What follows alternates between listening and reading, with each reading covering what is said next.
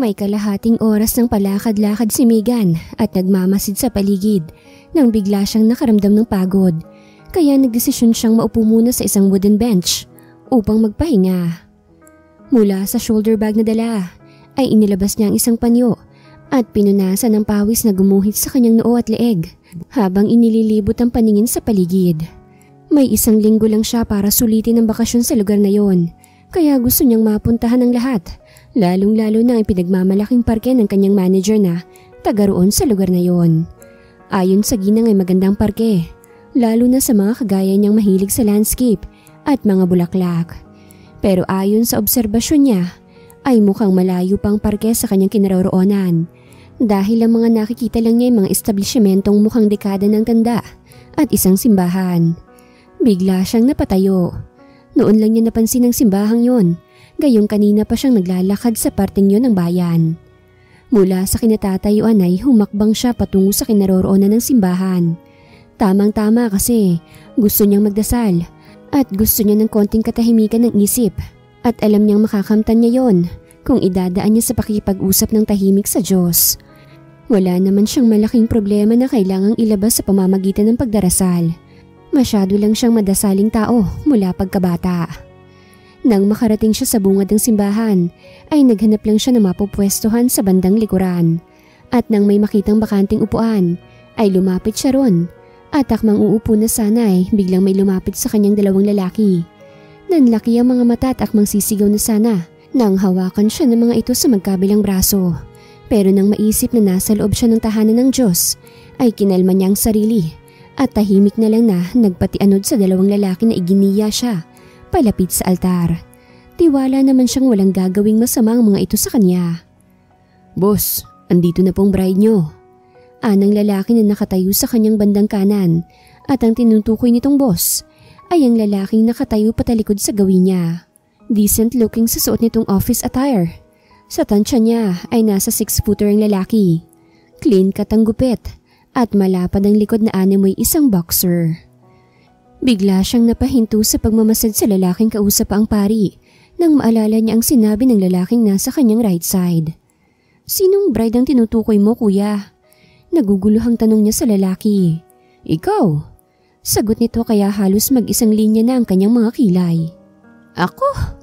Tukoy niya sa sarili na sinabayan pa ng pagtawa. "Baka nagkakamali ka lang, kuya. Oo, alam kong naka-white dress ako pero I'm not his bride." Anya, saktong lumingon ang lalaking nakatalikod sa gawin nila ng 2 lalaki.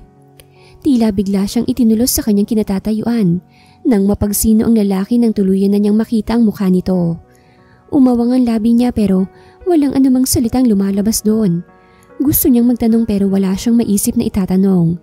Like what the heck? Totoo ba ang kanyang nakikita? Ang professor niya ng college days niya na si Javier Jacinto ay nakatayo sa kanyang harapan. At ano ulit ang sinabi ng lalaking humili na lang basta sa kanya? Mapapangasawa niya ang kanyang dating professor? Dream come true na ba? "Baka pasukan ng langaw ang bibig mo, miss." Bulong nito sa kanya nang bahagyan nitong ilapit ang muka sa may tenga niya. Para namang nagtayuan ang mga balahibo niya sa batok nang tumama ang mainit nitong hininga sa kanyang leeg.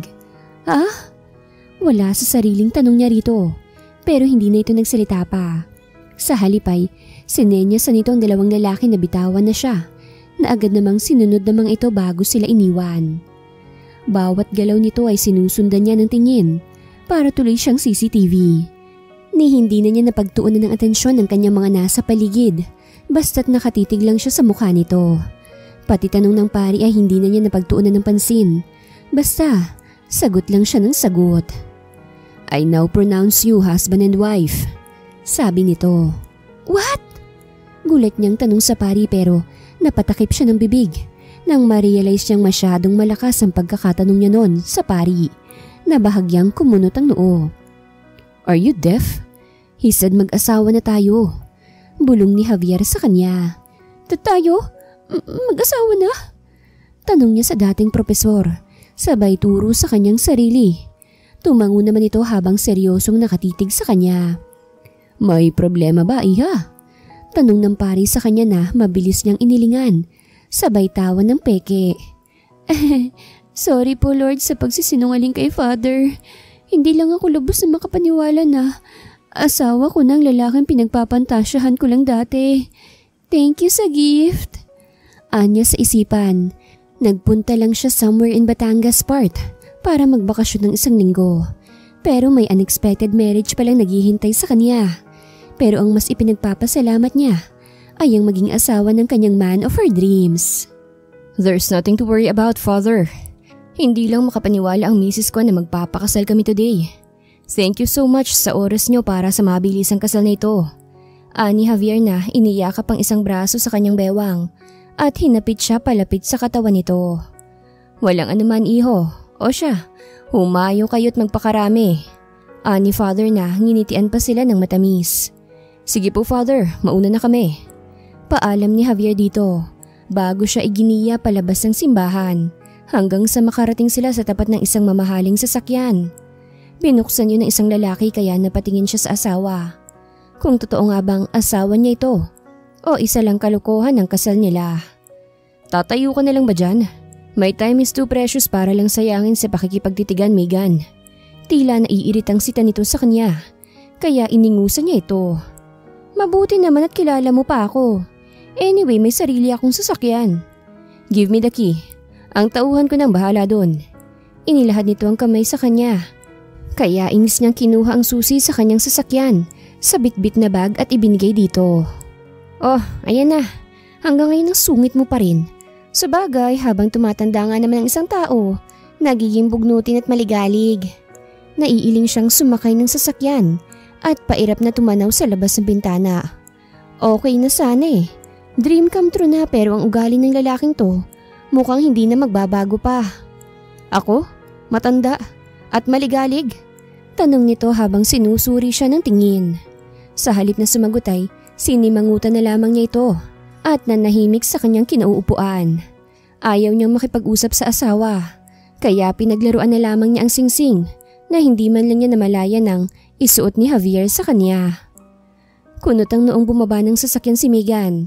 Habang ang mga matay nakatutok sa malaking bahay na nasa kanilang harapan ni Javier. Anong ginagawa natin dito, Prof?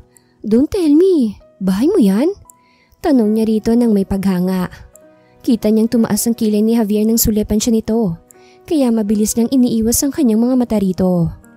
May problema ba kung bahay ko nga ito? Saka, saan ba dapat kitang dinala? Sa hotel? At ano bang ginagawa ng mag-asawa? Di ba nag-honeymoon? I don't know kung slow ka lang or what? Don't you dare na insultuhin ako. Dahil I'm not that stupid girl before na lagi mong pinag-iinitan sa klase mo. At saka hello, paano naman kita magiging totoong asawa? Wala ka namang hawak na mga dokumento ko. Saka basta na lang akong hinilan ng mga tauhan mo. At dahil ayoko namang mapahiya ka sa mga taong nasa loob ng simbahan, kaya sinakyan ko na lang ang kasal-kasalan nating dalawa. So excuse me lang ha. Babalik na ako sa tinutuluyan kong hotel. Kuya, yung susi ng sasakyan ko nga. Anya sa isang tauhan ni Javier. At akmang tatalikuran na sana ang lalaking nakatitig sa kanya nang magsalita ito. Sino nagsabi sa'yo na peking kasal natin? To tell you, totoong pari yung nagbasbas sa atin sa harap ng altar. I also have your documents. So we are legally married. Kailangan mo lang pirmahan ang marriage contract. Then, you're legally Mrs. Jacinto. Nakatulad ng gusto mong mangyari dati. I knew. You've been fantasizing me before. And I'm sure until now. I just granted your wish. Or let's just say, made your dreams come true. Bigla siyang napakagat ng labi. Alam pala nito na matagal na niya itong pinagpapantasyahan. Pero papaano nitong nalaman? Wala naman siyang maisip na pinagsabihan na kahit na sino sa mga kaibigan niya dati. Maliban na lang kung nakamonitor ito sa lahat ng kanyang galaw. How did you know about that, Prof? At saka anong katibayan mong totoong kasal natin? I thought it's just a prank, kaya hinayaan ko lang na ikasal tayo ni Father. Show me the proof at kapag napatunayan kong tunay yon, magpapakaasawa ako sa'yo. But for now, I just want some rest. I'm tired the whole day strolling around the town, so give me back my car keys. Wika niya rito pero mukhang wala talaga itong balak na paalisin siya. Nang senyorsan nito ang mga tauhan nitong umalis na. Nang gigigil tuloy siyang napakuyom ng kamao sa harapan nito. Kesa umuso ka dyan, let's go inside. Mahamog na. Ipapakita ko sa iyo mga dokumentong gusto mong makita. And I also need to rest. At wag mong pagdududahan ng kakayahan ko. Marami akong koneksyon. Kaya wag ka nang magtaka kung papaano ko nakuha mga kailangan ko sa kasal natin. Hindi mo lang siguro napapansin. Pero bawat galaw mo at bawat ginagawa mo ay nakamonitor ako. Ang bakasyon mo dito sa lugar na ito for 1 week ay palabas lang. Because you will stay here as long as I need you. Kulang na lang ay malaglag ang kanyang mga panga sa sinabi nito. Ibig sabihin ay kasabwat nito ang kanyang manager. Kaya halos ipagtulakan na siya ng ginaang papunta sa lugar na yon. Bakit ba hindi niya nahalatang tungkol doon? I see. Planado mong lahat ng to? Very nice. Pero nararamdaman kong may dahilan kung bakit mo ginawang bagay na ito. Clueless rin kasi talaga ako sa dahilan mo eh. Pero kung ayaw mo namang sabihin, then it's up to you. I just want to see the proof na totoo ang kasal na ito. That's it. Sabi niya. Kahit na sa totoo lang ay gulong-gulo na ang utak niya sa bilis ng mga pangyayari. Imagine, nagpunta lang siya sa lugar na yon for 1 week vacation. Pero ngayon ay kasal na siya sa dati niyang propesor. Well, hindi naman masama. Dalaga siya. And at the age of 27 ay nagbabalak na siyang sagutin sana ang isa sa mga manliligaw niya. And then, at the age of 28, ang gusto niya ay kasal na sila. But things unexpectedly happened. She's married now. At the age of 27 with her first crush and first love. Yun nga lang, unexpected marriage siya nangyari. At hindi rin natupad ang dream wedding niya na mala fairy tale. Like what I said, nasa loob ng bahay ang mga kailangan mo. If you want to see it, then follow me. I'm also hungry. At dahil asawa kita, you have to prepare some delicious food for me. Or let's say, for us. Total responsibilidad mo naman yun. Bago pa siya makapagreklamo, tinalikuran na siya nito at malaki ang hakbang na pumasok sa loob ng bahay. Nanggigigil naman siyang sumunod rito. Pero bigla ring napalis yun nang maisip niyang tsansa na niyang ipakita rito na hindi ito nagkamali, na siyang babaeng basta na lamang nitong itinali sa isang kasal. Hindi naman sa totoong ayaw niyang makasal dito. Gusto lang niyang makasigurado na legal yon para wala na itong kawala sa kanya. Ang ganda ng bahay mo ah. I like the design, the furnitures and, may pool area pa. Anya nang makapasok sa loob ng bahay at mahagip ng tingin ng pool mula sa isang sliding door na gawa sa makapal na bubog. Lumapit siya sa kinaroroonan ng sliding door at tinanaw ang pool. Ang malas lang niya dahil hindi siya marunong lumangoy, kaya para sa kanya ay wala ring kwenta yon. It's from my investments. Anyway, the kitchen's over there. Pwede ka na magluto. At ako naman ay kukunin ang mga kailangan mo. Sarapan mo para naman hindi ako lugi na ikaw ang ginawa kong misis sa sinto. Sabi nito bago siya iniwan at umakyat sa ikalawang palapag ng bahay. Naniningkit naman ang kanyang mga mata na tinahak ang kinaroroonan ng kusina. Tignan lang niya kung makapagreklamo pa ito kapag natikman ang kanyang special dish. Ilang minuto nang nakatayo sa harap ng malaking kama si Megan nang biglang bumukas ang pinto ng banyo, kaya napatingin siya sa gawin noon. Kanina ka pang nakatayo dyan? Wala ka bang balak na mag-shower? Tanong ni Javier nang lumabas ito sa banyo habang pinapatayo ng tuwalya ang buhok nito. Sinundan niya ito ng tingin hanggang sa makalapit ito sa kabilang side ng kama at naupo ron. Pagkatapos niyang makita ang mga katunayan na legal nga silang mag-asawa, ay hindi na siya mapakali. Kinakabahan kasi siya na hindi niya maintindihan. Lalo na't sinabi niyang magpapakaasawa siya rito kapag napatunayan niyang legit talaga ang kasal nila. Ngayon ay kailangan niya tuloy tuparin ang binitawang salita. Wala akong bihisan, paano ko maliligo? Anong isusuot ko? Ang lahat ng gamit ko nasa hotel. Kung bakit kasi hindi mo ako pinayagang kunin yon? Kainis? Sabi niya na ipinadyak pa ang kanyang mga paa, dahilan para mapasulyap ito sa gawin niya. Then, wear my clothes. Problema ba yun? Ayan ang closet ko. Mamili ka lang ng damit na kasya sa'yo. Wika nito kaya padabog siyang lumapit sa kinaroroonan ng closet nito. Huwag kang magdabog. Wait, bakit ka pa ba magdadamit? Huhubarin mo rin naman yun maya-maya. Sabi nito, kaya otomatiko siyang napahinto sa paghalungkat sa damitan nito at naningkit ang mga matang humarap siya sa gawin nito. May sasabihin sana siya pero hindi na lamang niya itinuloy. Sa halip ay nilapitan niya ito at inagawang tuwalyang hawak nito bago dire-diretsyong pumasok sa loob ng banyo. Hinubad niya ang lahat ng suot na inilagay sa laundry basket bago binuksan ng shower at tumapat doon. Inabot niya ang sabon at nagumpisang sabunin ang kanyang katawan. Pagkatapos paulit-ulit na magsabon ay nag-shampoo na siya bago nagbanlaw. Kinuha niya ang tuwalya at pinunasan ng kanyang buhok bago niya itinapis sa katawan. "Megan, are you done?" Tanong ni Javier mula sa labas ng banyo, kaya marahan siyang humakbang palapit sa may pinto. Bakit? Balik tanong niya rito bago marahang pinihit pabukas ang pinto at bahagyang sumilip sa labas. Nagulat pa siya nang biglang lumitaw sa kanyang harapan ng asawa. Hawak ang isang pares ng bihisan, isang puting t-shirt at boxer shorts. "Yan munang isuot mo habang pinapakuha sa mga tauhan ko mga gamit mo sa hotel." Wika nito kaya kinuha niya ang hawak nito. "Salamat," anya bago isinara ang pinto at mabilis na nagbihis. Ipinulupot niya ang tuwalya sa kanyang buhok bago lumabas ng banyo. Paglabas niya ay dumiretso na siya sa kama at naupo sa gilid. Kinuha niya ang kanyang bag at inilabas ang hairbrush saka sinimulang suklayin ang kanyang buhok. "Kasya naman pala sa iyong damit ko, bagay pa." Komento ni Javier kaya sinulyapan niya ito. Nakatayo ito sa may pinto habang nakatitig sa kanya, kaya bigla siyang nakaramdam ng pagkailang. Lalo na nang bumaba ang tingin nito sa kanyang dibdib na natatakpan lang ng t-shirt na kanyang suot. Wala siyang anumang suot na panloob, kaya halos ipitin na niya ang kanyang mga hita, ang suot na boxer shorts. "Wag mo naman akong titigan ng ganyan, naiilang ako." Pag-amin niya na ikinatawa nito ng bahagya. "Oh, ano nakakatawa?" Mataray niyang tanong dito pero umiling lang ito at lumapit sa kanya. Naupo ito sa kanyang tabi at inagaw ang hawak niyang hairbrush at ito na ang nag-ayos ng kanyang buhok. "Habang tumatagal, nagiging Amazona ka. Kaya siguro hindi ka pa nagkakaroon ng nobyo kahit minsan." Komento nito, kaya napanguso na lamang siya. "You smell good, honey." Bulong nito sa may tenga niya nang ilapit nito ang mukha sa kanyang leeg.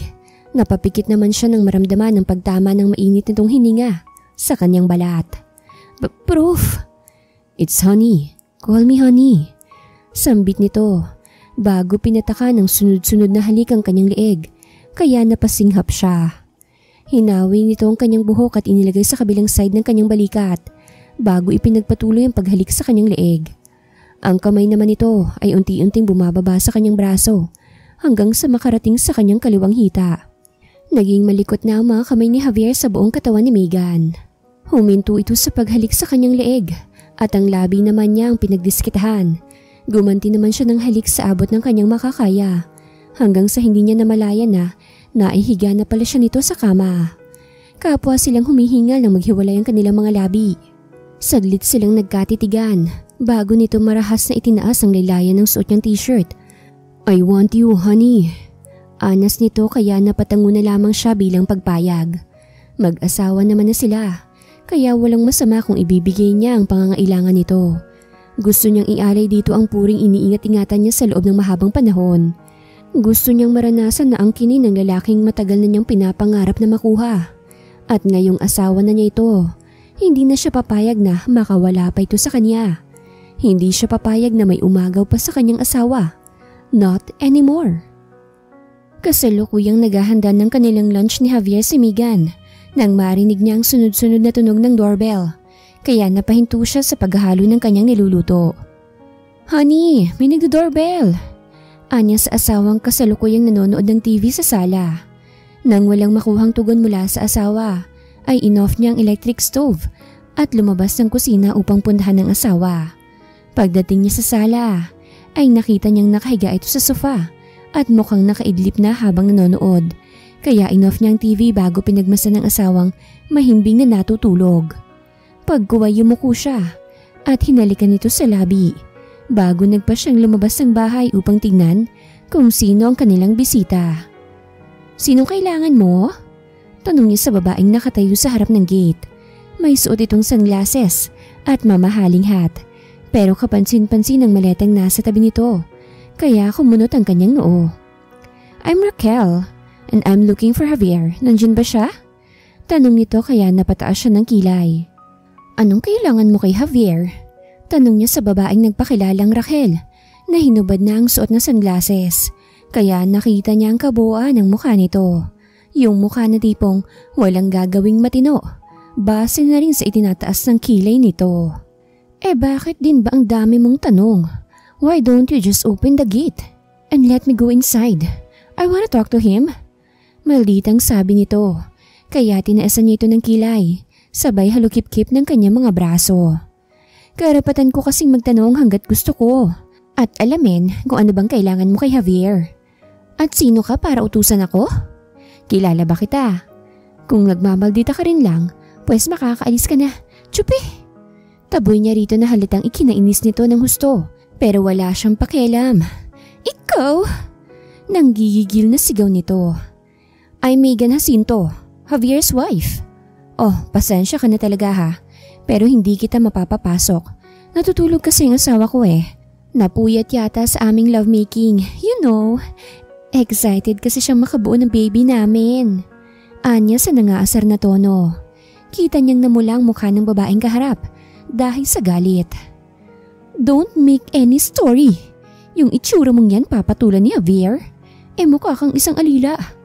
Nangiinsultong sabi nito sabay tawa na sinabayan pa niya. At least pinakasalan. Isa pa, ayoko rin namang maging katulad mong mukhang clown na nangudngud sa harina.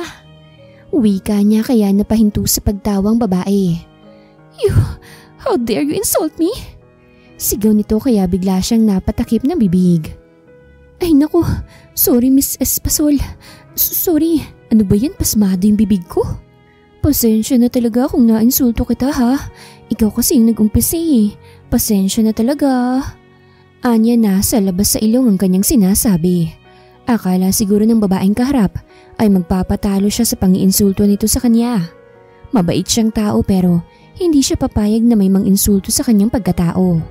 No way! Honey, sino bang kausap mo dyan? Bigla siyang napalingon sa may pinto nang marinig ang boses ng kanyang asawa. Javier! Hey! It's me! Ani Raquel kaya kumunot ang noon ng kanyang asawa. Sa lubong ang kilay na lumapit ito sa kanila ng babae. Raquel, ano ginagawa mo rito?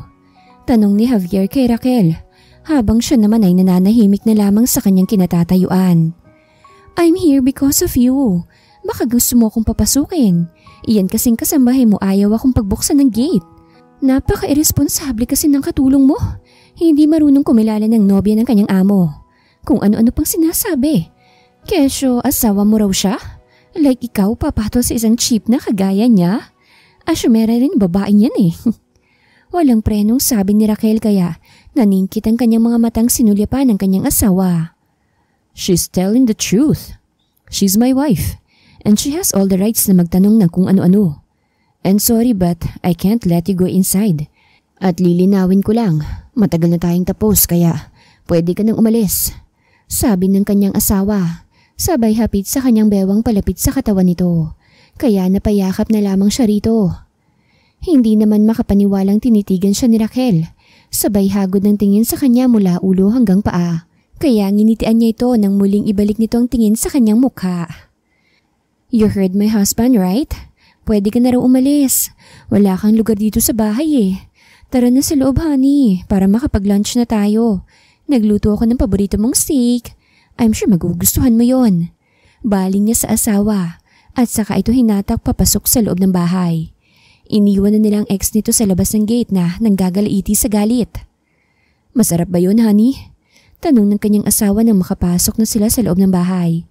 Pero sa halip na sagutin ang tanong nito ay tinalikuran niya ito at dire-diretsong pumasok sa kusina. Tahimik niyang inihanda ang mesa habang pinanonood naman siya ng kanyang asawa na hindi niya namalayang sumunod pala sa kanya sa kusina. Maya-maya ay lumapit ito sa kanya at basta nalang ginulo ang kanyang buhok bago naupo sa pwesto nito. Busangot naman niyang inayos ang kanyang buhok at tinaliman ng tingin ng asawang natatawa lang ng sulyapan siya. At mukhang takam na tinitikman ang kanyang nilutong ulam. Ang sarap talagang magluto ng asawa ko, pero mukhang may tupak. Komento nito sabay subo ng kanin. Han, hindi ka mabubusog kung tataliman mo lang ako ng tingin habang nakatayo ka dyan. Alika na, maupo ka na rito at susubuan kita. Pagkatapos natin kumain, akit na tayo sa room natin at maglalaro tayo ng apoy. Dagdag pa nito na may pilyong ngiti sa mga labi. Ewan ko sa'yo, dun ka sa Raquel mo. Inis niyang sabi pero syempre, hindi naman niya gustong pumunta talaga ito sa ex nito. Kanya lang ito at walang ibang pwedeng magmay-ari dito kung hindi siya lamang. Ang cute mong magselos, hindi ka pa rin nagbabago. Komento nito kaya napabugan na lamang siya ng hangin. Yung inis na siya pero ang kanyang asawa ay cool na cool habang sarap na sarap sa pagkain. Kaya minabuti na lamang niya ang maupo at sabayan nitong kumain. Kasalukuyang nasa isang flower shop si Javier at namimili ng bulaklak na ipapasalubong kay Megan. Nang may bigla nilang yumakap sa kanya mula sa likuran, kaya napaigtad siya sa gulat. The heck? Inis na wika niya sabay baklas sa mga brasong nakapulupot sa kanya at madilim ang anyong hinarap ang pangahas na babae. Pero paglingon niya, tumambad sa kanya ang mukha ni Raquel na matamisan nakangiti. Sabi ko na nga ba ikaw yan baby? Anito, dahilan para mas magsalubong ang kanyang mga kilay. Stop calling me babe. Wala na tayong anumang relasyon, so stay away from me. Matigas na wika niya rito pero hindi ganun kalakas. Kundi sapat lang para marinig nito. Mabilis namang napalis ang ngiti sa labi nito at napalitan ng seryosong mukha habang nanlilisik ang mga matang nakatitig sa kanya. Ano bang problema mo? Bakit mo ba ako pinagtatabuyan palayo sa'yo? Ano bang ginawa kong kasalanan para magalit ka ng ganyan sa akin? Tanong nito na hinawakan pa ang kanyang mukha pero inis niyang inalis yun. It's because I don't love you anymore. I hate your attitude. I hate a cheater woman like you. Layuan mo na nga ako at bumalik ka na sa pinanggalingan mo. Masaya na ako sa buhay ko kasamang aking asawa. Naiintindihan mo ba? And don't you dare na pumunta pa sa bahay at magpakita kay Megan. Or else, makikita mong hinahanap mo. Bumalik ka na sa kandungan ng mga naging lalaki mo. Dahil kahit kailan, hindi na kita babalikan. Excuse me. Inalis niya ito sa kanyang harapan nang may makitang magandang bulaklak na bagay sa kanyang asawa. Kinuha niya yun at babayaran na sana nang biglang nawala sa kanyang mga kamay. Namalayan na lang niyang niyayapak-yapakan na yun ni Raquel. Kaya nang gigigil niya itong hinablot sa braso. Damn you! Why did you do that? Galit na tanong niya rito. Pero nginitian lang siya nito kaya hinigpitan niya ang pagkakahawak sa braso nito. Wala kang ibang babaeng pagbibigyan ng bulaklak kung hindi ako lang. Akin ka lang! Sigaw nito. Kaya napalingon sa kanila ang ibang customers na nasa shop. Ganun rin ang ibang mga staff. Kaya kinalma niya ang sarili bago muling hinarap si Raquel. Talaga? Gusto mo ng bulaklak? Kalmadong tanong niya rito nang may mahagip siyang bulaklak ng patay. Hindi kalayuan sa kanila. Mabilis namang lumambot ang anyo nito at ngumiti saka tumango kaya napangiti na rin siya. Sandali, ipipili kita ng bulaklak na bagay sa'yo. Paalam niya rito sabay bitaw sa braso nitong namumula. Pero hindi man lang ito yun iniinda. Sa halip ay ngumiti pa ito ng matamis. Naiili siyang lumapit sa isang estante ng mga bulaklak na pampatay at kinuha ang isang basket bago binalikan si Raquel. Here, bagay na bagay sa ito. Sabi niya sabay abot ng basket dito na nagtataka naman itong inabot. Bulaklak to ng patay. Komento nito kaya nginisihan niya ito. Oh, bulaklak nga ng patay yan at bagay na bagay sa'yo. Diba? Patay na patay ka sa akin. Oo yan, binigyan kita ng bulaklak na sumisimbolo sa'yo. Go, keep it.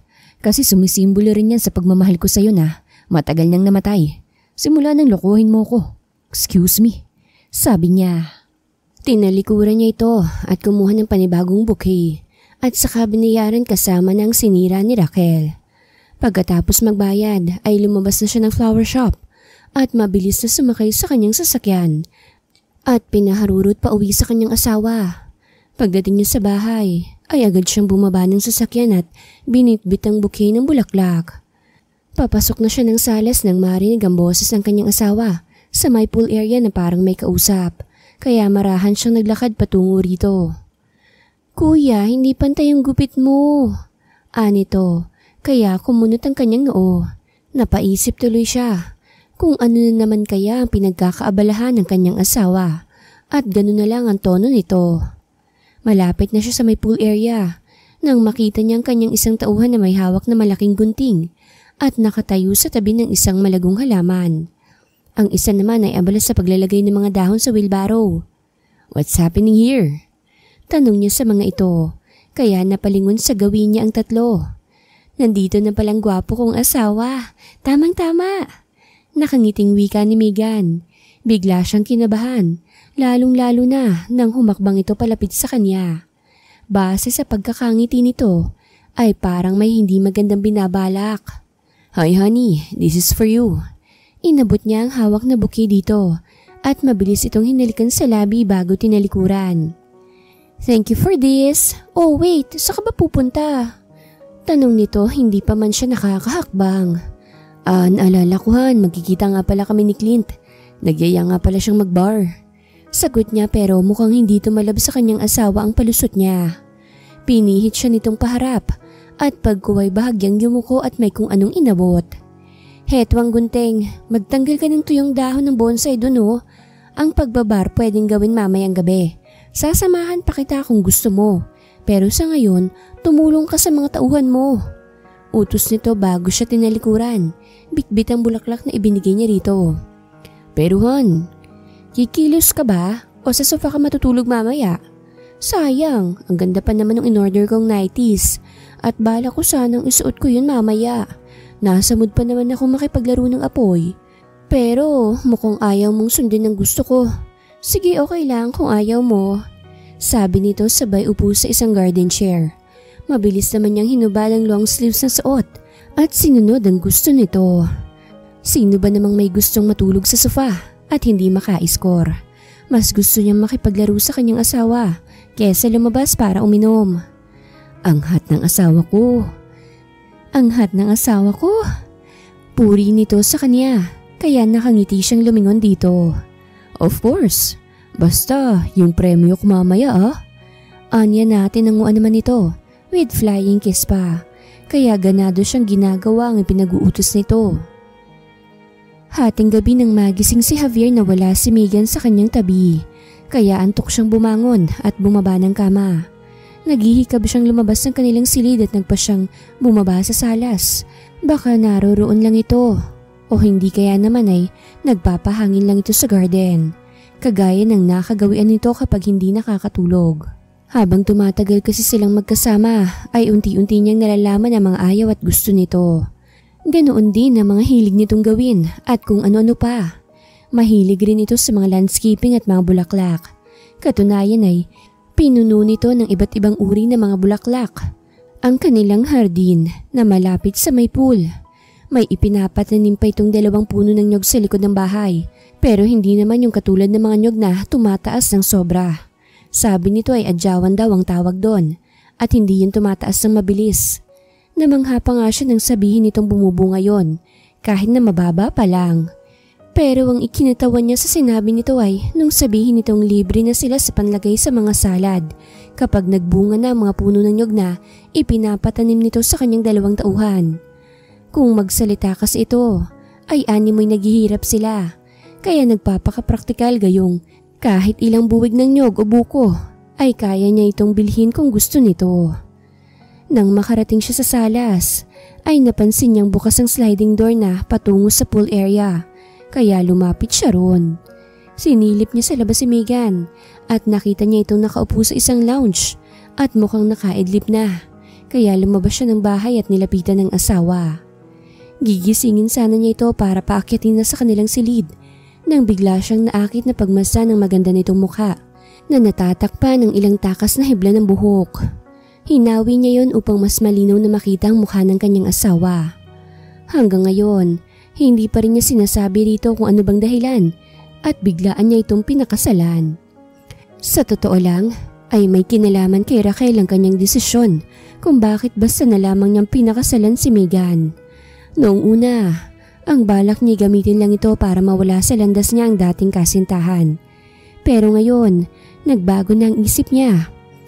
Habang tumatagal kasi silang magkasama ni Megan at ginagawa nitong mabuti ang responsibilidad sa kanya bilang asawa, ay unti-unti siyang nahuhulog dito. Hindi mahirap magustuhan ng kanyang asawa. Ito kasi ang tipo ng babaeng may pagkatupakin pero madaling suyuin at lambingin. Hindi rin ito tinatago na may gusto ito sa kanya, bagay na matagal na niyang alam.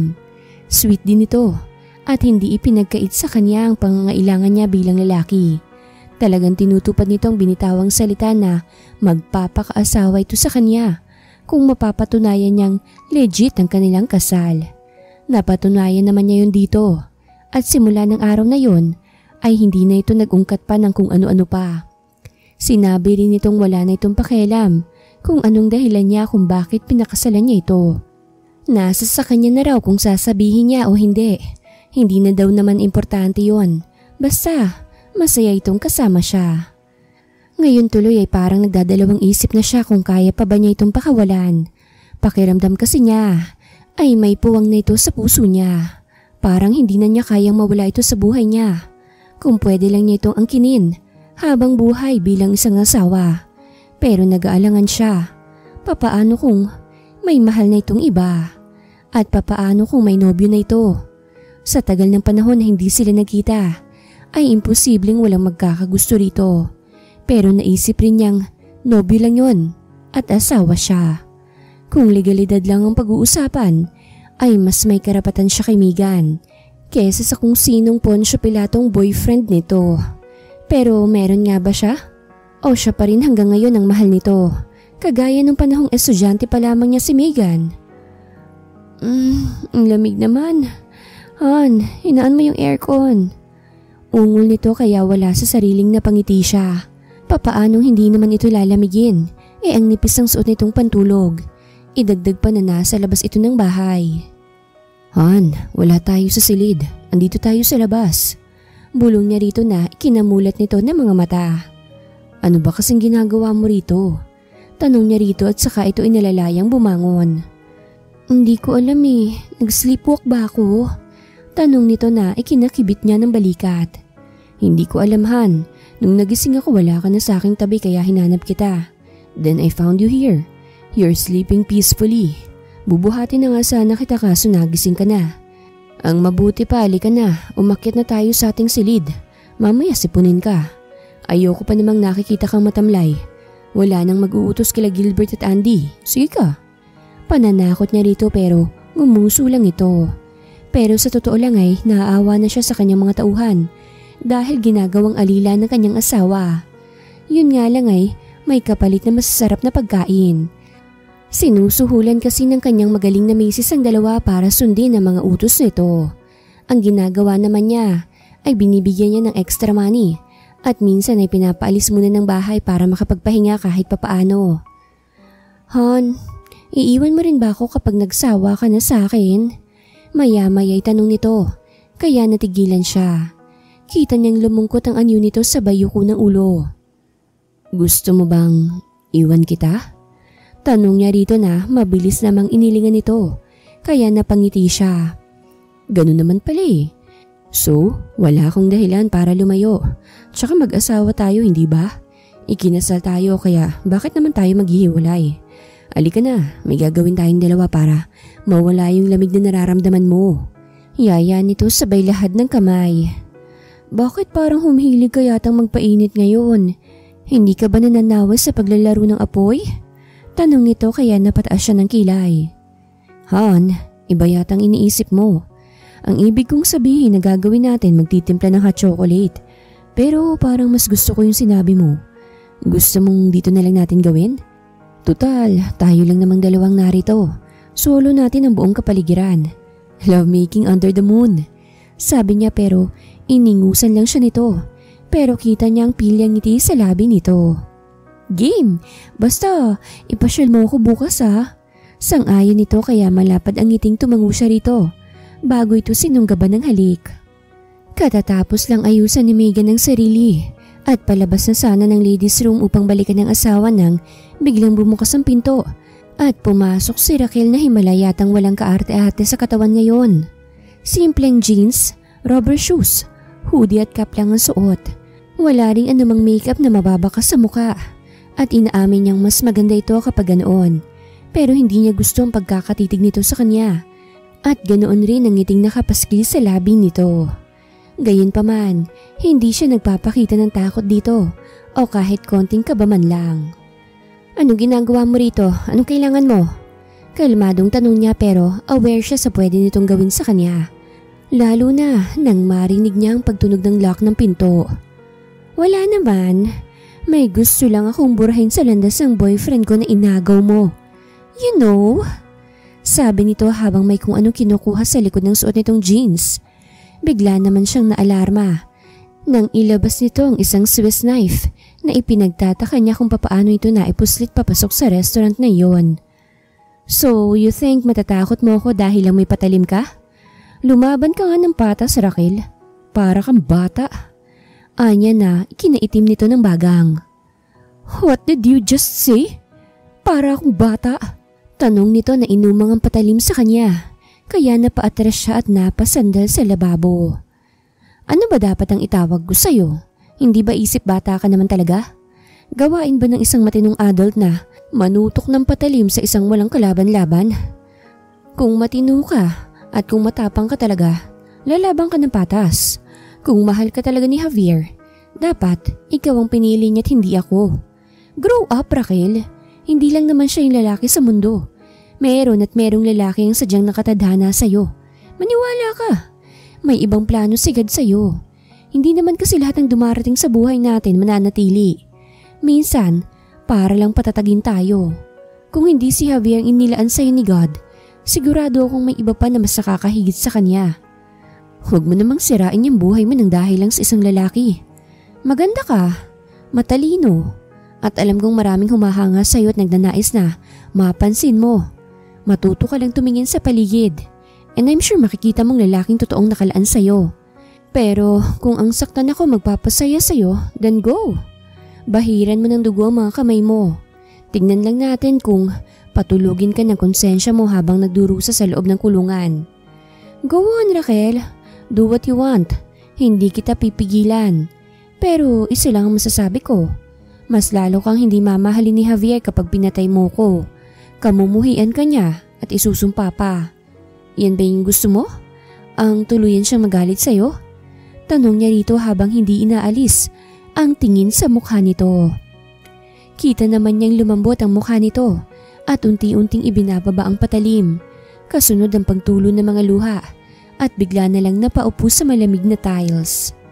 Naaawa naman siyang napatitig dito. Alam niyang mahal na mahal nito ang asawa niya, katulad ng pagmamahal niya. O baka nga mas higit pa. Kaya hindi niya ito masisisi kung bakit ito nagkakaganito. Naiintindihan niyang nararamdaman ito at hindi niya ito hinuhusgahan. Pero bawat tao ay may kanya-kanyang kapalaran. Kaya lang, hindi lahat ng tao ay kayang tumanggap ng kabiguan. Sabihin mo nga, kasalanan ko bang magmahal ako ng sobra? Kasalanan ko bang siyang tinitibok ng puso ko mula noon hanggang ngayon? Alam kong nasaktan ko siya kasi niloko ko siya. Pero pinagsisihan ko yun ng husto. Bumalik nga ako ng Pilipinas para sana ayusin ang problema namin. Pero malalaman ko na lang na kasal na siya. Alam mo ba kung gaano kasakit yun? Para akong sinaksak dito nang paulit-ulit. Sobrang sakit nga, parang gusto ko nalang mawala sa mundo eh. Anito habang nakaturo sa dibdib nito. Hindi mo kasalanan na nagmahal ka. Lahat naman tayo dumaraan sa ganyang pagsubok. Believe me, naranasan ko na yan dati. Pero alam mo ba kung anong ginawa ko? Nag-focus ako sa goal ko sa buhay. Nagpaka-busy ako. I spent my time with my family and friends. I went shopping. Nagbakasyon ako kung saan-saan. I traveled. And you know what? I met different people with different personalities. And believe it or not, nakasundo ko silang lahat. Kaya ikaw, wag mong sayangin ang buhay mo sa isang tao na parte lamang ng iyong nakaraan. Alam mo, life is too short. Bakit hindi mo iukol sa mga mahal mo sa buhay ang oras mo? Magbakasyon ka, makipagkaibigan, mag-shopping or mag-travel ka around the world. Believe me, it's so much fun. Malay mo kapag ginawa mo yun, baka makilala mo ng Mr. Right mo. Huwag mong sayangin ang oras mo sa lalaking yun. Anya rito habang kinukumpas-kumpas pa ang kamay sa ere. Napahinto lang siya nang mapansing titig na titig sa kanyang dalaga na para bang amazed na amazed kaya nginitian niya ito. No wonder why he loves you. You're an amazing woman. Napapagaan mo ang kalooban ng isang tao sa mga simpleng salita mo. Thank you so much, Megan. After hearing those words, I realize na tama ka nga. Nabulag na ako ng pagmamahal sa isang taong parte na lang ng aking nakaraan. I should move forward. And I'm so sorry if muntik na kitang masaktan. Bigla ako tuloy na miss ang pamilya kong matagal nang naghihintay sa pag-uwi ko. Maraming salamat sa pagmulat ng aking mga mata sa katotohanan. Napakatapang mo para harapin ang isang katulad ko. Napakabuti mong tao. Sana marami pang tulad mo na hindi basta-bastang nanguhusga kagad. Salamat sa pangunawa ah. Sige na, lumabas ka na. Baka hinihintay ka na ni Javier. I'm so sorry again kung nagulo ko ang pagsasama nyo. I hope na hindi pa huli ang lahat para maging magkaibigan tayo. Sabi nito kaya napangiti siya at tumango bago inilahad ang kamay sa harap nito. Friends? Anya na agad naman itong inabot ang kanyang kamay. Friends? Nakangiting wika nito na nakipagkamay pa sa kanya. O sige na, lumabas ka na ron. Naiinip ng asawa mo, I'm sure. Ayaw pa naman ng pinaghihintay. Dagdag pa nito, kaya tumango na lamang siya at saka ito niyakap bago lumabas ng ladies room. Sana lang talaga ay nakatulong siya sa ex ng kanyang asawa at sana mahanap na nito ang lalaking laan para dito. Katatapos lang mag-shopping ni Megan at dahil napagod ay nagdesisyon muna siyang dumaan sa isang sikat na restaurant upang kumain. Sawa na kasi siya sa luto niya. Kapapasok lang niya sa restaurant at naghahanap ng mapupwestuhan nang mapansin niya ang asawa sa isang table na malapit sa may sulok at hindi ito nag-iisa dahil may kasama itong magandang babae. Base sa kanyang obserbasyon ay mukhang palagay ang loob ng mga ito sa isa't isa dahil kita niya kung papaanong magpalitan ng matatamis na ngiti si Javier at ang babae. Kaya pala hindi siya sinamahan ito para mag-mall dahil makikipag-date ito. Unti-unti siyang nakadama ng selos habang nakatitig sa dalawa pero kinakalma niyang sarili at taas noong naglakad palapit sa bakanting table na katabi ng sa mga ito. Naupo siya sa silyang nakapwesto sa likuran ni Javier at saka sinenyasan ng isang waiter. Lumapit naman ito sa kanya at ibinigay ang menu. Kuya, pa-order nga ng asawang matino at hindi tumitingin sa iba. Samahan mo na rin ang loyalty at honesty. Dagdagan mo na rin ang konting sangkap ng salitang prioridad na unahin ng asawa kaysa makipaglandian sa iba. Pero parang mas gusto kong kumain ng atsara kasi nauumay na ako sa kaswitan ng asawa kong hindi naman pala totoong pinapakita. Napakapakitang tao, yung ibinibigay mo ng lahat pero naggagawa pang tumikim ng ibang putahe. Malakas na sabi niya sa waiter na biglang napakamot sa ulo at tila naguguluhang napatitig sa kanya. Ma'am? Tanong ng waiter kaya napabuga na lamang siya ng mahinang hangin. Give me a glass of iced tea, yung maraming yelo, yung tipong magmamanhid ang buo kong pagkatao. Wika na lamang niya sa waiter na napatango na lamang at iniwan na siya. Hindi mo ba ako ipapakilala sa babaeng yan, honey? Ang kapal mo rin ano? Tinanggihan mo akong samahan sa lakad ko.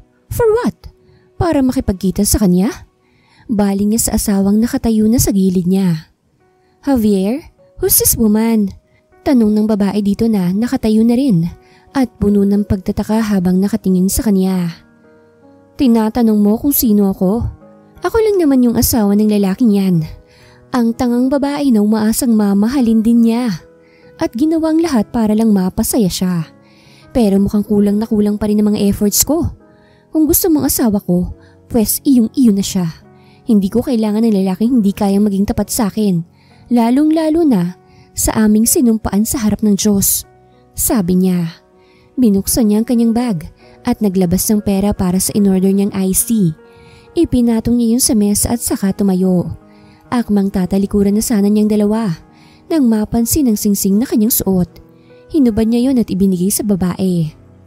Iyon na yan, total wala namang silbi. Wika niya sa babae bago nagmamadaling lumabas ng restaurant. Malapit na siya sa kanyang sasakyan nang maramdamang sinusundan siya ni Javier kaya nilingon niya ito. O ano pang kailangan mo? Pwede ba? Huwag mo akong sundan. Sigaw niya rito, kaya huminto sa paghakbang ang kanyang asawa. Hindi mo ba ako hahayaang magpaliwanag? Tanong nito sa mababang tono. Kung sabihin ko sa'yong hindi ko kailangan ng paliwanag mo, lalayuan mo ba ako? Look Javier, nung una, sinabi ko sa sarili ko na hindi ako papayag na makawala ka sa kasal natin. Pero a few moments ago, bigla akong natauhan. Naisip ko na bakit ko naman ipipilit ang sarili ko sa lalaking ni kaprenggot na pagmamahal ay wala para sa akin. Ba't ko sasayangin ang oras ko sa piling mo na asawa lang sa papel ang turing sa akin? Kung sawa ka na pala sa akin, sana sinabi mo para nakaalis na ako sa bahay at sa buhay mo. Masaya na naman ako dati nung hindi pa tayo nagkikita. Pero bigla mo na namang ginulo ang buhay ko. Nakalimutan na nga kita Pinilit kitang kalimutan sa loob ng ilang taon. Kaya bakit ba bumalik-balik ka pa? Bakit ginulo mo na naman ang buhay ko? Galit na wika niya habang titig na titig lang sa kanya si Javier at seryoso ang mukha. Kita niyang tumiim ang bagang nito pero binaliwala niya yon. Maya-maya ay bumugay ito ng hangin at humakbang palapit sa kanya. Huminto ito ilang pulgada ang layo sa kanya. Inabot nito ang kanyang kamay at pagkuway isinuot muli ang kanyang wedding ring. This ring only belongs to you, honey. Huwag mo namang ipamigay. Huwag mo akong ipamigay sa iba. Kung hahayaan mo akong magpaliwanag, malalaman mo yung totoo kung bakit ako nakipagkita kay Christy. At sino bang may sabi na hindi kita mahal? God knows how much I love you. Siguro hindi ko nasasabi sa'yo. Pero lagi kong pinaparamdam yun sa'yo sa bawat minutong magkasama tayo. Ikaw lang ang gusto ko. Ikaw lang ang mahal ko. At kahit kailan, hindi ko naisip na pakawalan ka para maghanap ng iba. Emosyonal na wika nito. Ilang beses siyang napakurap at hindi makapaniwalang napatitig na lamang sa mukha ni Javier. Ni hindi niya namalayan na tumutulo na pala ang luha niya. Kundi pa nito pinunasan ng kanyang mukha ay hindi pa niya mapapansin yun. Oh, speechless ka naman ngayon. Kanina napakadaldal mo at may nalalaman ka pang pa-order-order ng matinong asawa. Panunokso nito sa kanya kaya inirapan niya ito. Sinasabi mo lang yan para pagtakpan ng pagkakamali mo. Kung matino kang asawa, sana sinabi mo kung anong dahilan kung bakit hindi mo ako masasamahan sa lakad mo. Di sana, hindi yung kung ano-anong iniisip ko laban sa'yo. Sige na, bumalik ka na sa babae mo. Aalis na ako at hindi na ako magpapakita sa'yo. Pinunasan niya ang mukha at tumalikod dito. Okay, kung yan ang magpapasaya sa'yo, good luck. Sabi nito kaya nilingon niya ito at sinundan ng tingin ang paghakbang nito palayo habang nanggagalaiti sa inis. Sira ulo ka talaga. Iiwanan mo talaga ako dito. Pupuntahan mo talaga yung babaeng yun. Ibig sabihin hindi mo talaga ako mahal. Sigaw niya rito na ikinahinto nito sa paglalakad at marahang humarap sa kanya. Sinusunod ko lang naman ang gusto mo. Sabi nito kaya napaiyak na lamang siya sa sobrang frustration. Naupo siya sa tabi ng kanyang sasakyan at isinubsob ang mukha sa mga kamay. Hindi siya nagaangat ng tingin kahit na naramdaman niya ang paglapit ni Javier sa kanya. Napaangat lamang siya ng tingin nang buhatin siya nito at isakay sa kanyang sasakyan.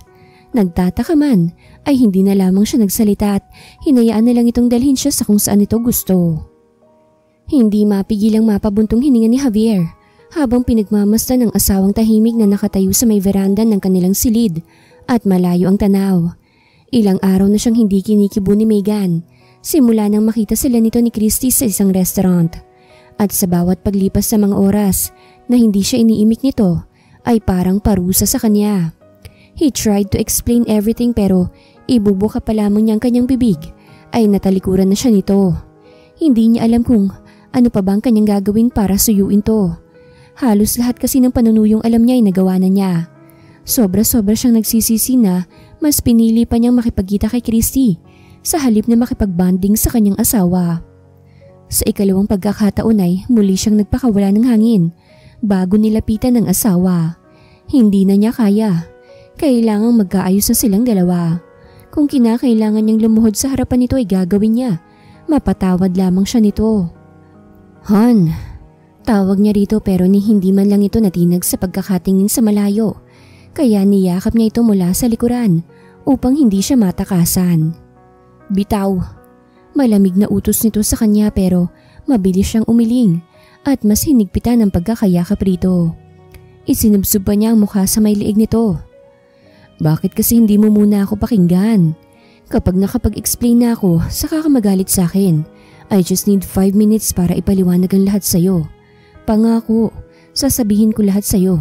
Basta hayaan mo lang akong ipaliwanag ang side ko. Pakiusap niya rito. At nang walang makuhang tugon ay ipinagpalagay na lamang niyang payag na ito sa gusto niya. Kaya nag-umpisa na siyang magpaliwanag. Wala namang kaming ginagawang masama ni Christy.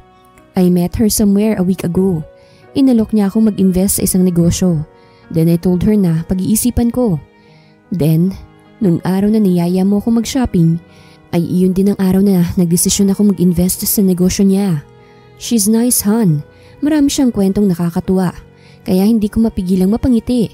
Then you came. Ipapakilala sana kita sa kanya kaso umiral na agad ang pagiging selosa mo. At hindi mo man lang ako binigyan ng pagkakataong makapagsalita. Matapos mong mag-walkout, sinabi ko kay Christina hindi ko na itutuloy ang pag-i-invest sa negosyo niya. Then after that, I followed you. Han, ginawa ko lang naman ang bagay na yun because gusto kong paghandaan ng kinabukasan ng ating magiging mga anak. Wala naman akong planong gumawa ng kalokohan. At saka bakit pa ako maghahanap ng iba kung meron na akong isang katulad mo? Anya. Sa hinaba-haba ng sinabi niya, wala man lang itong naging reaksyon. Siguro ay talagang galit ito sa kanya. Alam naman niyang mali na hindi niya sinabi rito ang dahilan kung bakit hindi niya ito sinamahan. Kaya hindi niya ito masisisi. Siguro ay lalawakan na lamang niyang pangunawa para sa kanyang asawa. Tutal, siya naman ang may kasalanan kung bakit siya nasa ganoong sitwasyon. Makalipas ang ilang sandali na wala pa ring reaksyon at tugon ng asawa, ay hinalikan na lamang niya ito sa pisngi. I love you so much, hon. Sige na, maiwan na muna kita. Hindi na kita pipiliting kausapin ako. Pagkasabi nun ay iniwan na niya ito at lumabas ng kanilang silid. Nagtungo siya sa kanyang study room at itinuon na lamang ang atensyon sa trabaho. 1 taon na simula nang mag-resign siya sa pagiging propesor at asikasuhin ang kanyang mga negosyo. Masasabi niyang maganda naman ang takbo ng mga iyon. Kayang-kayang bumuhay ng pamilya kahit humilata na lamang siya buong araw. Pero hindi siya ganong klaseng tao. Mas gusto niyang siyang nag-aasikaso ng lahat. Ang investment sana niya sa negosyo ni Christy ang siya niyang gagamitin para sa plano niyang pamamasyal nilang mag-asawa sa iba't ibang bansa. Hindi naman talaga yun para sa kanilang magiging mga anak. Sinabi lang niya yun kay Megan dahil gusto niya itong sorpresahin soon. Pero nang dahil din doon ay nagalit sa kanyang asawa kahit na may maganda naman siyang dahilan. Naiiling siyang napasapo ng kanyang noo. Sumandal siya ng upo at ipinikit ang kanyang mga mata. Pero napamulat rin siya ng maramdaman ng pagbukas ng pinto at pagpasok ni Megan dala ang isang tasa ng kape. Isinara nito ang pinto at lumapit sa kanya. Inilapag nito ang tasa sa ibabaw ng study table at pagkuway alanganin siyang sinulyapan. Kung tutuusin ay madali naman talaga itong suyuin kung ang dahilan lang ng galit nito ay tungkol sa mga bagay-bagay. Pero napatunayan niyang kakaiba itong magalit kapag may kinalaman na sa ibang babae ang dahilan. Talagang pinapahirapan siya. Pero sa nakikita niya ngayon ay mukhang tinanggap na nito ang paliwanag niya. Come here. Anya rito na inilihad pa ang kamay sa ere na inabot naman ito at lumapit sa kanya. Iginiya naman niya ito paupo sa kanyang kandungan at mahigpit na kinulong sa kanyang mga bisig. Han, I'm sorry. I'm such a selfish person. Pinangunahan ako ng selos at hindi na ako nakapag-isip ng matino. I'm sorry talaga. Wika nito kaya sinulyapan niya ang mukha nito. It's okay, honey. It's my fault. Tama ka naman eh. Dapat sinabi ko sa iyong dahilan kasi you're my wife. I'm sorry din. Pero pangako, wala akong ginagawang masama. Mahal na mahal kita. Kaya wala sa isip ko na magloko. Magtiwala ka sa akin. Business lang talagang dahilan kung bakit ako nakipagkita kay Christy. Nothing more. Paliwanag nito rito. Nag-angat naman ito ng tingin sa kanya at pagkuway tumango at inabot ang labi niya. Saka mabilis na pinatakan ng matamis na halik. Bitin may napangiti na lamang siya. Ang mahalaga ay maayos na ulit silang dalawa. Sapat na yun para maging masaya siya. Hindi ka na ba galit sa akin? Maya-maya'y tanong nito na inilingan naman niya. Hindi ako magagalit sa'yo. Pero may ibang nagagalit sa kinauupuan mo at kailangan mo siyang paamuhin. Pilyong sabi niya na ikinatawa naman ito. Sure. Sabi nito bago umayos ng upo sa lap niya at inumpisahan siyang halikan. Topakin man ng kanyang asawa pero okay lang sa kanya. Ang mahalaga ay nagkakasundo sila sa maraming bagay at mahal nila ang isa't isa. Pakiramdam ni Megan ay babaliktad ang sikmura niya sa amoy ng pagkaing nakahain sa mesa. Pero pinigilan niyang maduwal, lalo na sa harap ng kanyang asawang mukhang maagang nagising para lang magluto ng kanilang agahan. Pero kahit yata anong gawin niyang pagpipigil ay hindi niya kaya. Kaya mabilis siyang lumapit sa lababo at doon siya sumuka. Han, ayos ka lang ba? Puno ng pag-aalalang tanong ng kanyang asawa na hinagod-hagod ang likod niya. Gustuhin man niyang sumagot ay hindi niya magawa dahil panay ang kanyang duwal. Wala namang lumalabas sa kanyang bibig kung hindi puro malapot na laway lamang. Gusto mo bang dalhin kita sa ospital? Baka kung ano na yan. Suwestyon nito pero mabilis siyang umiling. Binuksan niya ang gripo at nagmumog. Saka hinarap ang asawa. Okay lang ako, Han. Normal lang naman na maduwal ako. Lalo na kung hindi ko gustong amoy ng pagkain. Sabi niya na may malapad na ngiti sa labi. Pero kung anong inilawak ng ngiti niya, ay siya namang ikinakunot nito ng noo. At mukhang hindi na-gets ang kahulugan ng kanyang sinabi. Normal? Normal ba na magduduwal ka dyan? Paano kung may sakit ka na? Paano na ako? Paano ng plano natin na sabay nating gagawin? Paano ng pangarap nating mga anak? Paano na yung pangarap nating masayang pamilya? Han, hindi ko kakayanin kung mawawala ka sa akin.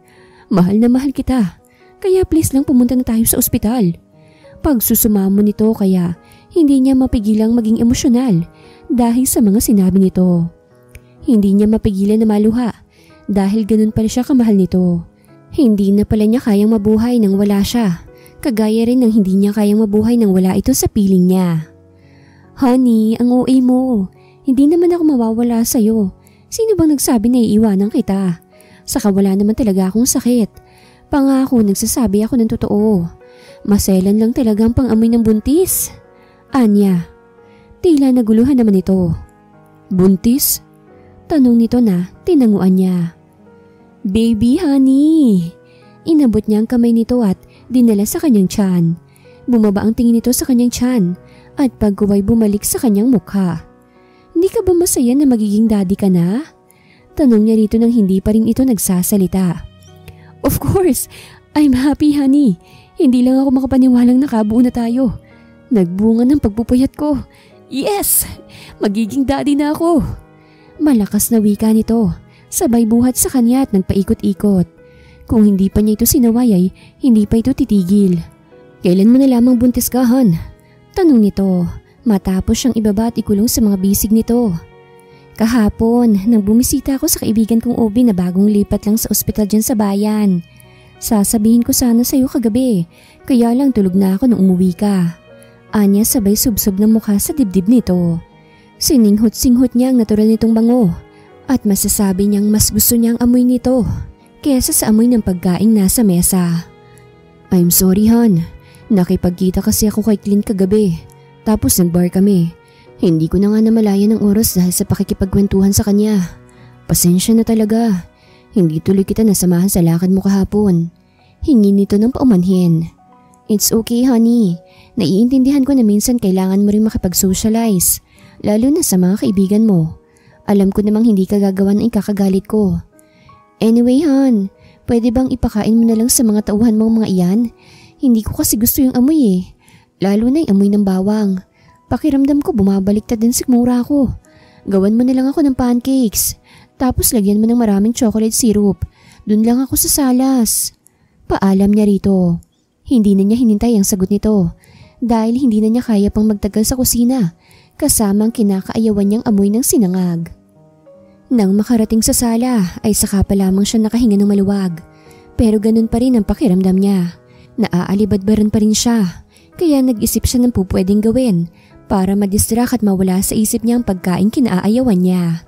Kaya lang ay wala siyang maisip gawin. Binuksan na lamang niya ang malaking flat screen TV at naghanap ng mapapanood. Sa kalilipat niya ng channel ay naagaw ng isang programa about sa pagbubuntis ang kanyang atensyon. Kaya iyon na lamang ang pinanood niya. Mukha kasing very helpful din naman, lalo na sa first time mom na katulad niya. Kasarapan na ng kanyang panonood nang maramdaman niya ang presensya ni Javier. Nang lingunin niya ibitbit ang isang tray na may lamang pancakes at juice. Inilapag nito yun sa glass table at saka naupo sa tabi niya. Takam na takam niyang inabot ang platong may nakabukod na pancakes at halos maligo na sa syrup. "Thank you, Han, for this." Sabi niyan, ang tinutukoy ay yung niluto nito para sa kanya. "You're welcome, honey. Anything for you and for our little angel. Sige na, kumain ka na." Anito, kaya nag-umpisa na siyang kumain bago muling itinutok ang atensyon sa kanyang pinanonood. "Mukhang nag-i-enjoy ka sa pinapanood mo ah." Komento ng kanyang asawa na ikinangiti niya ng malapad. "It's about pregnancy, Han. At malaking tulong yan sa akin para maingatan kong baby natin. Tingnan mo oh, kung papaano nade-develop ang baby, pati na yung paglaki sa sinapupunan ng ina." Anya sa asawa na napapangiti na lamang sa mga sinasabi niya. Maya-maya inagaw nito sa kanya ang platong hawak niya at sinubuan na lamang siya. "Excited ka na talagang magkaroon ng baby. Pero mas excited ako, lalo na't ikaw ang mommy. Alam mo Han, nung una, balak lang sana kitang gamitin para layuan ako ni Raquel. Kaya kita pinakasalan. Pero habang tumatagal na nakakasama kita at nakikilala ng paunti-unti ay nagbagong biglang isip ko. Na-realize kong hindi mo deserve na maging isang kasangkapan. Mas deserve mo kasing mahalin at alagaan. And now, I'm thankful dahil hindi ako nagkamali ng desisyon. You complete me, honey. At paulit-ulit kong sasabihin at ipaparamdam sa'yo kung gaano kita kamahal. Lagi kitang iingatan at aalagaan. Walang sino man ang makakapaghiwalay sa ating dalawa. Even death. Madamdam. And I will love you even more, honey. Kayo ni baby. Thank you so much for loving me back. I'm really happy na ako ang pinakasalan mo. At pangako, iingatan at aalagaan ko kayong mabuti at buong pagmamahal ng magiging baby natin." Sabi niya na ikinangiti nito ng matamis. "Oh, kumain ka na ulit." Sabi nito sabay subo sa kanya ng pancake. Mabilis naman niyang tinanggap yon bago ibinalik ang atensyon sa kanyang pinanonood. Wakas.